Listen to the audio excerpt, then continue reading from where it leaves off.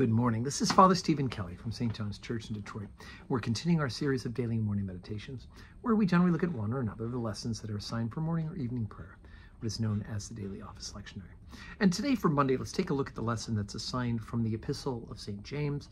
Remember, with Titus and Timothy, they're letters of Paul to those people, but in the case of St. James, it is his own epistle. We're on chapter number 4, beginning at verse 13. Go to now, ye that say, today or tomorrow, we will go to such a city, and continue there a year, and buy and sell, and get gain. Whereas ye know not what shall be on the morrow. For what is your life?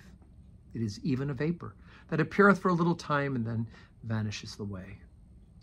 For that ye ought to say, if the Lord will, we shall live, and do this or that. But now ye rejoice in your boastings. All such rejoicing is evil. Therefore, to him that knoweth to do good, and doeth it not, to him it is sin.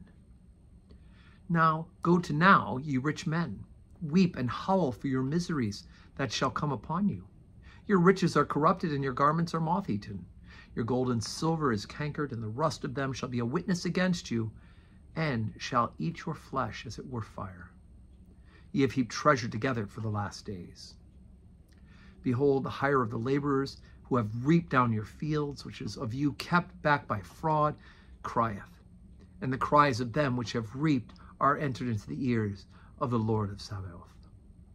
Ye have lived in pleasure on the earth and been wanton. Ye have nourished your hearts as in the day of slaughter. Ye have condemned and killed the just, and he doth not resist you. Be patient, therefore, brethren, unto the coming of the Lord. Behold, the husbandman waiteth for the precious fruit of the earth, and hath long patience for it, until he receive the early and latter rain. Be also patient, establish your hearts, for the coming of the Lord draweth nigh. Grudge not one against another, brethren, lest ye be condemned. Behold, the judge standeth before the door. Take, my brethren, the prophets who have spoken in the name of the Lord for an example of suffering, affliction, and of patience. Behold, we count them happy which endure. We have heard of the patience of Job, and we have seen the end of the Lord, that the Lord is very pitiful and of tender mercy. Oh, there we go, with a little mention of Job in James' epistle today. So let's look at three distinct parts of this. First of all, the first part, the idea of what we can't say is, this is what I'm going to do for the next year, or this is where I'm going to do tomorrow, right?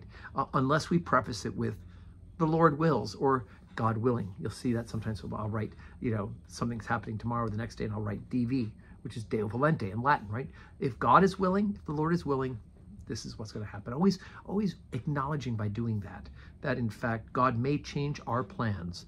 Some of the best of our plans, God has certainly better plans for us and can change them at a moment's notice. Or as it says at the end of the lesson, he could be coming back today.